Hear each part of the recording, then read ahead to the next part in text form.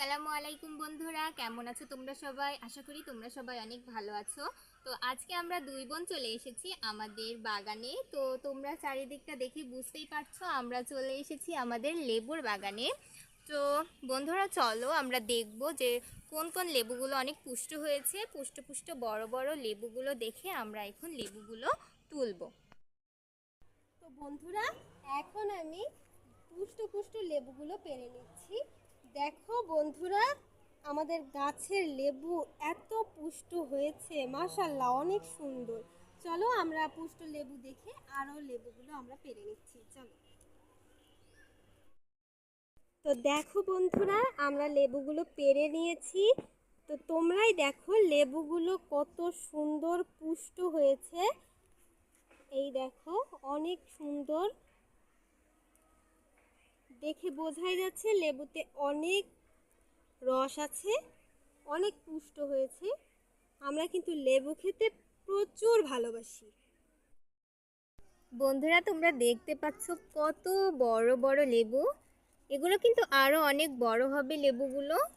আসলে এই লেবুগুলো দিয়ে আমরা শরবত খাই। এগুলো আসলে শরবতের জন্যই এই লেবুগুলো। এগুলো পাকতে আরো অনেক দেরি আছে।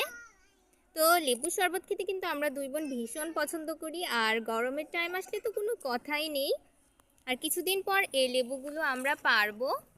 তো দেখতেই পাচ্ছ কত লেবু ধরেছে, আর অনেক বড় বড় লেবুগুলো কিন্তু। বন্ধুরা আমরা কিন্তু আমাদের লেবুর বাগান থেকে চলে এসেছি। তো এখন তোমাদেরকে দেখাবো। দেখো আমাদের গাছের এটা আঙ্গুর, কত সুন্দর লাগছে আঙ্গুরগুলো দেখতে। তো বন্ধুরা, আমরা এবার চলে এসেছি আমাদের আম বাগানে। তোমরা দেখতেই পাচ্ছ অনেক আম ধরেছে। গাছটা আসলে একটা ছোট গাছ, বাট অনেক আম ধরেছে। আর এটা হচ্ছে বাড়ি 4।